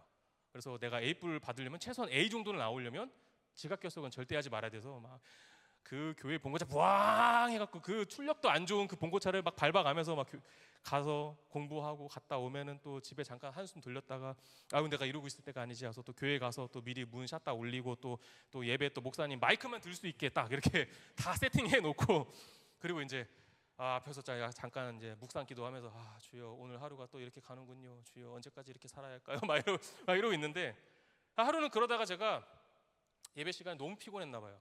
제가 꾸벅꾸벅 졸았어요. 그러다 존 정도가 아니라 그냥 잤어요, 그냥 이렇게.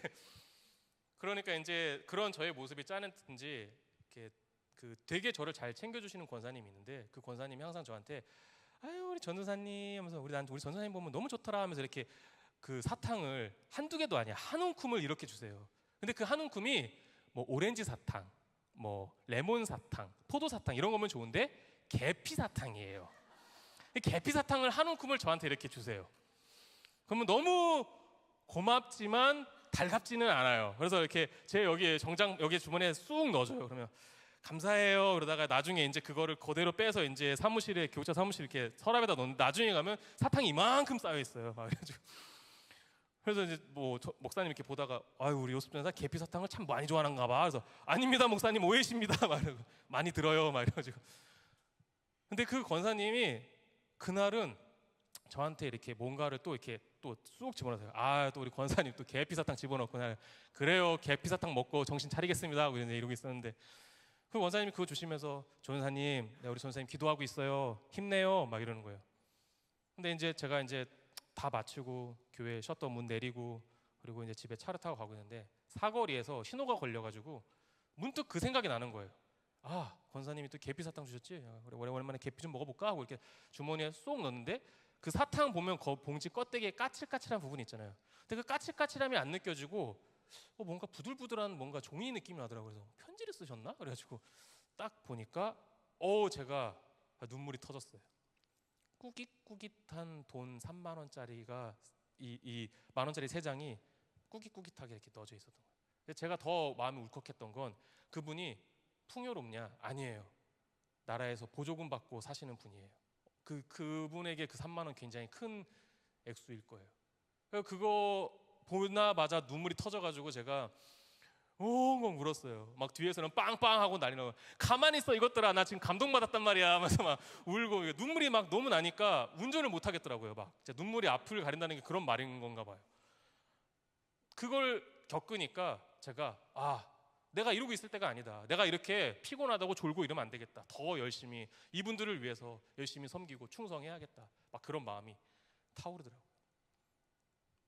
근데 몇 주 있다가 사모님이 저를 불렀어요. 조연사님 혹시 그날 예배 드릴 때 네네네 졸았어요. 그러니까 존 게 아니라 잤습니다. 막 솔직하게 얘기했어요. 그 한 성도님이 이렇게 와서 전도사님 이렇게 졸면 되냐 막 이렇게 하면서 아마 이랬겠죠. 아니 전도사가 돼가지고 그렇게 막 예배 시간에 졸긴 하고 그러면 애들한테 본이 되겠냐고 막 이렇게 얘기하셨던 것 같아요.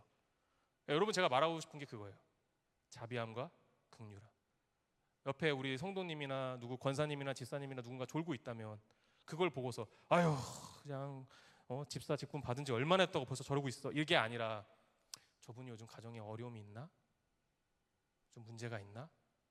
요즘 직장 생활하는 게 많이 힘드신가? 이런 마음이었으면 좋겠어요. 저는 자비함과 긍휼함으로. 저는 그게 교회에 필요하다고 생각해요. 저는 이미 처음에 그 권사님을 통해서 우리 계피다탄 권사님을 통해서 그 자비함과 긍휼함을 입어서 그런지 몰라도 그 다른 성도님이 저에게 말한 그 말이 전혀 서운하게 느껴지지 않았어요. 만약에 반대로 그 말을 먼저 들었다면 굉장히 마음이 어려웠을 텐데 힘이 났어요. 내가 이렇게 주저앉으면 안 되겠구나. 오늘 말씀에 보면요, 누가복음 16장에 부자와 거지 나사로가 등장해요. 특이한 점은요, 부자는 이름이 없어요. 근데 이 거지 나사로는 이름이 있습니다. 그리고 또 특별한 포인트가 하나 있는데 이 사람들이 예수를 믿었는지 안 믿었는지는 여기에서 중요한 논점이 되지 않아요. 그 말은 예수님께서 오시기 이전의 시대를 배경으로 아마 예수님께서 비유로 말씀하신 것 같아요. 대신 확실한 건 두 사람은 하나님의 사람들이다. 아브라함의 후손이다 라는 것은 우리가 이 텍스트 가운데 내용을 통해서 알 수 있죠. 근데 아이러니하게도 부자는 지옥에 있고 거지는 천국에 있습니다. 근데 여기에 대해서 무엇 때문에 부자는 지옥에 있고 무엇 때문에 거지는 지옥에 갔는지에 대한 명확한 거를 제시해주고 있지 않아요. 왜일까? 대체 이 말씀을 통해서 예수님께서는 전하고 싶었던 메시지는 무엇이었을까라고 생각해 본다면, 자, 우리 한번 오늘 본문 말씀 중에 누가복음 16장 24절 25절 한번 볼까요? 네, 다 함께 크게 읽겠습니다. 시작. 그가 아브라함에게 외쳤다. 조상 아브라함이여, 저를 불쌍히 여겨 주십시오. 나사로를 보내 그 손가락 끝에 물 한 방울 찍어서 제 혀를 시원하게 해주십시오. 제가 지금 이 불 속에서 고통을 당하고 있습니다. 그러자 아브라함이 대답했다. 얘야, 내가 살아있을 때를 기억해 보아라. 내가 온갖 좋은 것들을 다 받는 동안 나사로는 온갖 나쁜 것만 다 겪었다. 그러나 지금은 그가 여기서 위로를 받고 너는 고통을 받는다. 아멘. 여기서 이 부자는요, 그 아브라함에게 이렇게 요청해요. 나를 불쌍히 여겨달라. 근데 여기서 말하는 이 불쌍히라는 이 헬라어 단어인 이 엘레오라는 이 단어가 인간 대 인간으로서, 내가 당신의 후손이니까, 아브라함의 당신의 후손이니까 인간 대 인간으로서 나를 긍휼히 여겨달라라는 뜻이 아니라, 여기서 이 불쌍이라는 단어의 의미는 하나님이 인간을 향한 긍휼함을 말하고 있는 것입니다. 하나님이 인간을 향한 긍휼함으로 나를 불쌍히 여겨달라. 근데 이 아브라함의 대답이 굉장히 냉정하죠. 너가 이 땅 가운데 살 때 너가 그렇게 부유하고 풍요롭게 모든 걸 누리고 살았지만 그때 너의 집 문 앞에서 배고픔에 허덕이고 가난에 허덕이고 피투성이가 돼서 상처투성이 된 그 나사로를 너는 돌봤던 적이 있느냐? 너는 그에게 긍휼함과 자비함을 보여줬었냐? 라고 돌려 말하고 있는 것이죠. 다른 예로요, 이런 비유도 있습니다. 1만 달란트 빚진 자와 100 데나리온 빚진 자. 저는 개인적으로 좀 달란트 시장을 긍정적으로 생각하지 않는데 그 이유가 뭐냐면 사실 이 달란트는요 가치가 엄청납니다. 근데 우리 달란트 시장 하면 어떠죠? 교회 하루 출석 가면 1달란트 주고 기도하면 3달란트 주고 뭐 착한 일 해갖고 뭐 선생님 말씀 잘 들으면 5달란트 주고 이러잖아요. 그리고 나중에 이제 뭐 3달란트 이 떡꼬치 사 먹게 해주고 뭐 5달란트 컵떡볶이 먹고 그러잖아요. 사실 그 5달란트가 어마어마한 겁니다. 사실 이 한 달란트가 뭐 이게 사실은 달란트라는 게 화폐를 나타내는 단위인데 그 당시에는 금을 화폐로서 많이 사용했어요. 그것도 가장 높은 단계의 화폐로서 금을 화폐 단위로 썼습니다. 이 달란트라는 것은 그 화폐의 단위로서 그 금의 무게를 재는 단위인 거예요. 1달란트가 보통 이제 학자들이 뭐 20달란트다, 뭐 30달란트다, 뭐 40달란트다 뭐 얘기가 많지만 보편적으로는 34kg이다라고 이렇게 얘기를 해요. 그러면 이제 제가 이거를 찾아봤어요. 34kg이 지금 현재 우리 대한민국 금 시세로 34kg이 금이 현재 대한민국 시세로 얼마인가라고 봤더니 43억 4,924만 6천 원이에요. 그러니까 한 달란트가 그냥 뒷자리 일단 빼고 한 달란트가 43억 정도 된다는 거예요. 그러면 제가 어렸을 때 컵떡볶이 5달란트 내고 컵떡볶이 사 먹었다는 거는 제가 한 몇백억짜리 컵떡볶이 먹고 다닌 거예요. 제가 엄청 부유한 사람입니다, 여러분. 대단한 사람이에요. 제가 500달란트까지 모아봤습니다, 여러분. 보통 애들은 막 50달란트, 100달란트 모으는데 저는 한 500달란트까지 모아봤는데 엄청난 금액입니다. 그럼 여러분 1만 달란트는 그럼 34만 킬로그램의 무게인 건데 이걸 또 제가 계산기 돌려보니까 43조 4,924억 6천만 원이에요. 그러면 뒤에 이제 한 500억 정도 되는 거는 일단 빼고 앞에만 봐도 얼마예요? 43조. 그러니까 1만 달란트 빚진 자는 왕에게 43조를 빚을 지게 된 거죠. 못 갚아요. 그가 아무리 왕의 신하로서 뭐 대지주일지라도 이 정도 금액이면 그 당시에도 엄청났을 건데 못 갚아요. 다시 말하면 그 왕이 그에게 베푼 은혜는 사실 엄청나다라는 것이죠. 긍휼함과 자비함에 대한 거예요. 근데 그 1만 달란트 빚진 자에게 빚을 지은 동료는 얼마냐? 하루 풍쌀이 얼마냐? 여기에는 100데나리온이라고 말하는 거예요. 100데나리온. 한 데나리온이 보통 하루 품삯을 한 데나리온이라고 합니다. 근데 이거를 오늘날로 계산해서 하루에 뭐 일당 한 10만 원으로 계산했을 때 그러면 100데나리온을 빚졌다라고 하면 한 1,000만 원 정도라고 생각하면 갚을만 하잖아요, 그거는. 근데 34조는 그건 무슨 수로 써도 여러분 안 됩니다, 그거는. 그러니까 이것은 이 말씀을 통해서 우리에게 말해주시는 하나님의 말씀은 하나님께서 우리를 향한 자비함과 긍휼함은 우리가 감히 상상조차 할 수 없고 감히 갚을 수 없는 그런 은혜다. 너희는 그런 은혜를 받은 사람이다 라는 것이죠. 그래서 우리가 하나님께 그 은혜를 받았기 때문에 당연히 해야 된다라기보다 우리가 그런 은혜를 받은 사람으로서 그 은혜가 다른 사람에게 흘러가지 않는다라는 것은 하나님에 대한 도전인 거예요. 그러니까 여기서 지금 예수님께서 비유로 표현하실 때 왕이라고 표현했어요. 그러니까 영화 같은 데 보면은 저는 좀 고증을 굉장히 중요하게 생각하는데 뭐 이렇게 중세 이런 기사 나오는 거 되게 좋아하거든요. 그러면 막 왕이 뭐 예를 들어서 뭐 해임달 막 부르면은 막 기사가 막 따닥따닥 막 하면서 yes my lord 막 이래요. 그러면 이제 그걸 번역할 때 어떤 사람은 막 예 주인님 지금 갑니다 막 이런 식으로 번역하는 사람도 있고 또 어떤 사람은 네 가고 있습니다 나의 왕이시여 뭐 이런 식으로 번역하는 사람도 있어요. 근데 둘 다 번역이 맞아요. 그 왕이라는 표현에 이 로드라는 표현에 주인이라는 표현도 있고 또 왕이라는 뜻도 있어요. 그러니까 이 왕이 말하면 그게 곧 법이에요. 그게 곧 제도고 그게 절대적인 거예요. 그러니까 왕이 34조에 달하는 그 빚진 사람을 용서해 주었다면 최소한 그의 신하들은 눈치를 봤어야 됐어요. 아, 왕이 저렇게 했으면 나도 그 왕의 뜻에 따라서 나도 그런 행동을 해야겠구나. 근데 이 사람은 그렇게 하지 않은 거예요. 다시 말하면 그 왕에 대한 우리가 자비함과 긍휼함이 없다는 것은 자비함과 긍휼함을 보여주신 하나님의 그 왕권에 대한 도전이다라는 것입니다. 그래서 마지막 이 이야기의 35절에서 그 도전에 대한 결과를 이렇게 말씀합니다. 마태복음 18장 35절에서 이와 같이 말씀합니다. 제가 읽겠습니다. 만일 너희가 진심으로 자기 형제를 용서하지 않는다면 하늘에 계신 내 아버지께서도 너희에게 이와 같이 행하실 것이다. 저는 우리 교회 안에 자비함과 긍휼함이 넘치는 우리 영종 온누리교회 공동체가 됐으면 좋겠어요.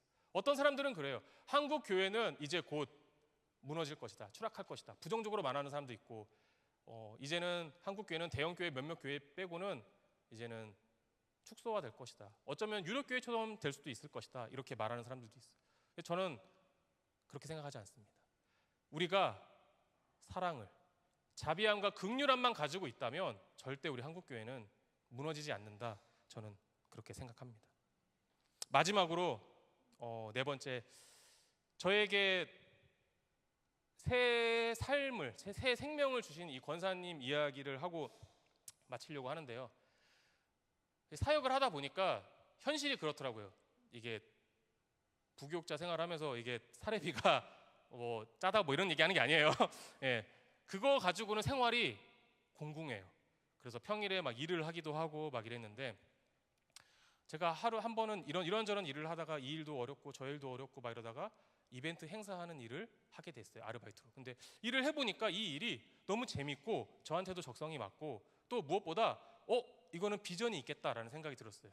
그래서 제가 내가 이걸 차려야겠다라는 생각에 그 이벤트 행사 업체를 하게 됐어요. 또 마침 그 같이 일했던 대표님이 사업장을 확장하고 싶은데, 그러면 너 나랑 같이 동업하자 해서 이제 그렇게 해서 사업장을 끌어가게 됐어요. 그래서 정말 돈을 잘 벌었어요, 열심히.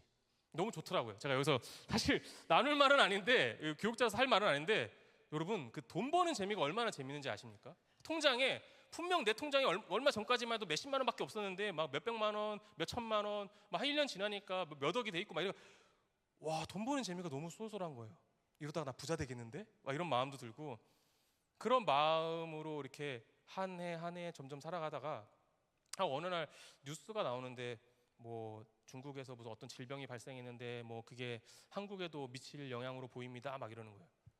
그래서 옆에 그분도 믿는 분인데, 이 대표님이 야 요셉아, 이러다가 우리 내년에 이거 손가락 빠는 거 아니야? 막 이러면서 얘기하시길래, 제가 그 대표님은 진짜 예수 믿는 사람은 말을 항상 조심해야 된다니까, 그런 말이라도 그런 말 하지 말라고 그랬는데, 정말 그 말이 씨가 돼가지고 또 열매를 맺었는지 그 다음 해가 돼가지고 막 정부에서 막 뭐 모이지 마라, 뭐 하지 마라, 뭐 이벤트 행사가 다 취소됐어요. 그러니까 뭐 아무것도 할 수 없으니까 달달이 계속 뭐 창고 임대료도 내야 되고 사무실 임대료도 내야 되고 직원들 인건비도 나가야 되고, 계속 나가야 될 돈은 많은데 일은 못 하고 어려웠어요, 사실. 근데 저는 이게 이렇게 오래 갈지를 몰랐어요. 만약에 이게 오래 갈 거라고 생각했다면 그냥 거기서 스톱했을 거예요. 그러면 문제가 없어요. 그럼 뭐 빚은 안 지고 끝났을 텐데, 올해만 잘 건져보자. 뭐 이거 코로나 내가 볼 때 그렇게 위험한 질병 같진 않은데 내년만 곱쳐보자. 내년에 또 그러네. 제발 하면서 그렇게 견디다가 결국에는 마이너스에서 대출을 받고 이제 더 이상 안 되는 시간이 오니까 결국은 폐업 처리하고 그렇게 내려놓게 됐는데, 마음이 너무 고통스러웠어요. 제가 하나님께 막 기도원 가서 기도하면서, 하나님, 내가 당신을 위해서 그렇게 내가 지금까지 수고하고 애쓰며 그렇게 사역하며 살아왔는데 이 결과가 이겁니까? 다른 사람은 몰라도 나만큼은 하나님 도와주셨어야 되는 거 아니에요? 내가 하나님께 막 그렇게 원망 아닌 원망을 토로하면서 막 기도를 했었어요. 근데 또 때마침 제가 그때 위기가 찾아왔는데 공황장애가 왔어요. 그게 여러분, 공황장애라는 게 제가 말로만 들어봤지 실제로 겪어보니까요, 어떤 느낌이냐면요, 낭떠러지 위에 그 낭떠러지 끝자락에서 널판지 하나 올려놓고 그 널판지 위에 서 있는 기분이에요. 근데 그 서 있는 기분인데 그 공포가 거기에서 서 있는 그 공포에 한 제가 느끼기에는 곱하기 한 50배 정도 되는 그런 느낌이에요. 갑자기 그게 느낌이 오면 뭔가 이 말로 표현할 수 없는 그 공포가 오면은 어떻게 할 수가 없어요. 막 몸소림 쳐져요. 너무 두려워요. 그래서 저는 이제 공황장애 있으신 분들이 막 어디 이렇게 가다가 뭐 터널 지나가는데 막 힘들어하고 이러면은 이제 이해가 돼요. 너무 힘드시겠다. 네. 나는 이제 그 고통이 어떤 느낌인지 아니까. 그거 뭐 어떤 사람이 믿음으로 이겨내. 여러분 말처럼 쉽지 않아요, 정말. 그래서 약 먹고 막 이러면서 막 그러고 있던 차였어요. 하나님, 내가 왜 이런 일을 당해야 하고 내가 왜 이렇게 돼야 합니까? 하나님, 다른 사람은 몰라도 나는 지켜줬어야 되는 거 아닙니까? 이런 좀 철없는 그런 고백을 하면서 버티다가 제가 극단적인 좀 선택을 하게 됐어요. 하나님, 내가 당신이 나를 유기한 거다, 당신이 나를 이렇게 죽게 만든 거다라고 철없이 그렇게 생각하면서 제가 펜션을 예약하려고 하는데 성수기도 아니고 비수기인데다가 또 평일에 갔는데 예약할 수 있는 데가 하나도 없는 거예요. 그래서 그나마 갈 수 있는 곳이 하나가 있어서 거기에 연락을 했는데 지금 와도 된다 해서 거기를 갔어요. 가는 내내 기분이 나쁜 거예요. 죽는 자리조차는 내가 호화스럽게 죽고 싶은데 내가 죽음에 맞이하는 그 장소조차도 저렇게 초라한 그 산속 깊은 곳의 펜션에서 내가 죽어야 하는가, 막 그런 생각하면서 당신이 정말 살아있다면 내가 어떻게든 기적적으로 살아나겠죠. 그러나 나는 내가 지금까지 하나님이 있다고 생각했지만 아닌 것 같다. 당신이 존재한다면 날 유기한 거고 당신이 없다면 나는 진짜 내가 뭔가에 홀린 거다 라고 이렇게 정말 철없는 생각으로 그렇게 갔어요. 펜션에 가서 마지막을 준비하고 있는데 그 펜션 그 아주머니 사장님이 저한테 문을 두들기더라고요. 그래가지고 왜 그러시냐고 그랬더니 자기가 지금 자기 남편이 고기를 굽고 있는데 와서 같이 들자고, 우리 남편 고기 잘 굽는다고, 그래서 우리가 이거를 같이 나눴으면 좋겠다, 우리 둘이 먹기에는 양이 많아서 그런데 같이 먹자고 이렇게 얘기를 하시더라고요.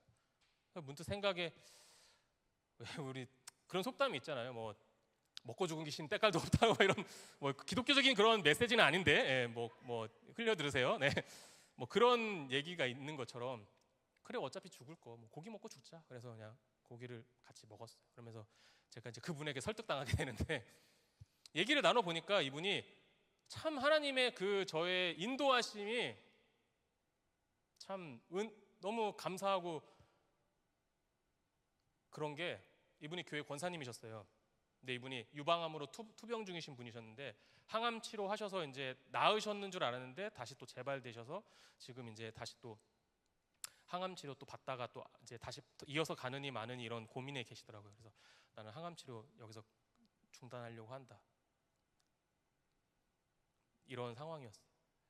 근데 이제 너무 아프고 몸도 힘들고 막 이러니까 이분이 기도했대요. 하나님, 나를 데려가 달라고. 나를 오늘 밤 내가 눈을 감으면, 내가 눈을 떴을 때 아버지의 품에 있게 해주세요. 막 그렇게 간절히 기도하셨대요. 근데 꿈에 하나님이 그분에게 나타나셔서 딸아, 네가 아직 오기 전에 너가 해야 할 일이 있다. 너가 그거 하고 왔으면 좋겠다. 이런 식으로 응답을 주셨대요. 죄송합니다. 이제는 좀 편하게 말할 수 있을 줄 알았는데 이제 제 동기들이나 제 주변 사람들은 다 아는 얘기거든요. 근데 그분이 내가 몸이 망신창이가 됐고 더 이상 살아갈 수 있는 아무것도 없는데, 전도를 할 수 있는 것도 아닌데 왜 하나님이 나를 계속 살려두시나 그렇게 생각했는데, 내가 우리 요셉이 형제 살리려고 내가 지금까지 버티게 하신 것 같다 라고 이렇게 말씀을 하시더라고요.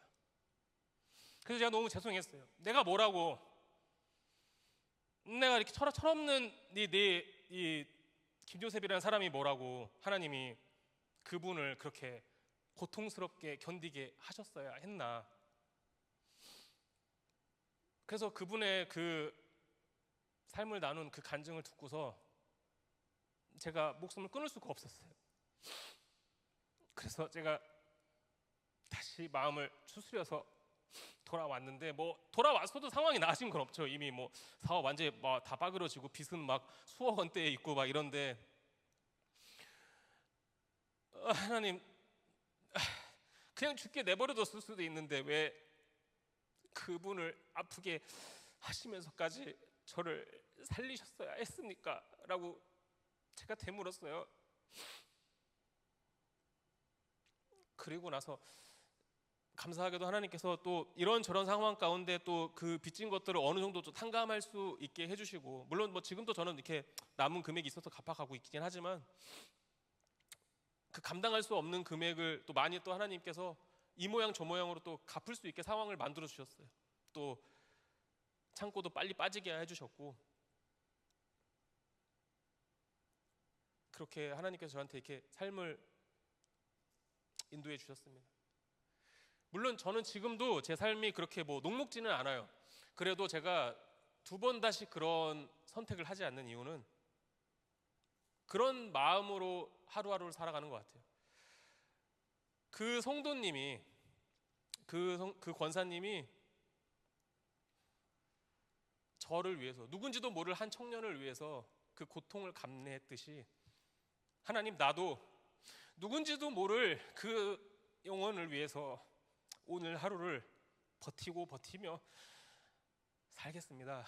하나님, 얼마 전까지만 해도, 엊그제만 해도, 이제 어제 교육자 리트릿이 있었는데 돌아오는 내내도 그런 마음으로 있었어요. 제가 힘든 좀 부분이 있어서, 하나님, 그때 그분을 통해서 저렇게 역사해 주신 것처럼 하나님께서 저를 통해 누군가에게 생명을 살리게 하실 그 날을 위해서 기대하며, 하나님, 오늘 하루를 또 버티겠습니다. 그러면서 제가 이렇게 살아가고 있습니다. 세상에서 가장 위대한 것은 저는 정말 이 말씀처럼 사랑이라고 생각합니다. 그 사랑의 핵심인 자비함과 긍휼함이 있다면 저는 우리 한국 교회가 무너지지 않고 굳건히 설 수 있고, 또 우리 영종 온누리 교회가 많은 사람들에게 선한 영향력을 끼칠 수 있는 그런 교회가 될 것이라고 생각합니다. 마지막으로 우리 고린도전서 13장 13절 말씀 읽고 마치겠습니다. 13절 말씀 읽겠습니다. 시작. 그러므로 믿음, 소망, 사랑 이 세 가지는 언제까지나 남아 있을 것인데 이 가운데 가장 위대한 것은 사랑입니다. 그렇습니다. 가장 이 세상에 위대한 것은 사랑입니다. 그 사랑이 우리 영종 온누리 교회에서 퍼져 나가게 되기를 기대하고 소망합니다. 네, 기도하겠습니다. 사랑의 아버지 하나님, 감사합니다. 오늘도 복되고 귀한 수요 여성 예배 이 날을 허락하시고 저희에게 은혜 내려주셔서 하나님의 귀한 자리 가운데 이렇게 저희가 함께 이런 저의 삶을, 부족한 종의 삶을 나눌 수 있게 하심을 감사합니다. 주님, 저희가 어디로 가야 할지 모르고 당장 내일 앞길의 인생도 모르는 삶이지만, 하나님, 저희가 각자의 놓인 자리에서 자비함과 긍휼함으로 하나님께서 저희에게 베풀어 주신 구원의 은혜처럼 그렇게 살아가고자 합니다. 자비함과 긍휼함으로 누군가가 교회에 왔을 때, 소외된 이웃이 우리 교회에 왔을 때 업신여기거나 매몰차게 내쫓는 것이 아닌, 저희가 그들을 자비함과 긍휼함으로 하나님께서 저에게 베풀어 주셨듯이 저희도 똑같이 그렇게 사랑으로 서로를 품을 수 있는 그런 믿음의 공동체 다 될 수 있게 주님 도와주시옵소서. 우리 영종 온누리 교회를 이 영종도 땅에 세우시고 하나님의 그 귀하신 선한 가운데 우리 귀한 우리 성도님들을 불러주신 은혜 감사합니다. 우리 영종 온누리 교회가 그 어떤 교회보다도 우리 영종도 땅에서 그리스도의 사랑이 풍겨나는, 모든 사람들이 감탄하고 모든 사람들이 오고 싶어하는 그런 믿음의 공동체 될 수 있게 주님 도와주시옵소서. 사랑 많으신 예수 그리스도의 이름으로 기도드립니다. 아멘.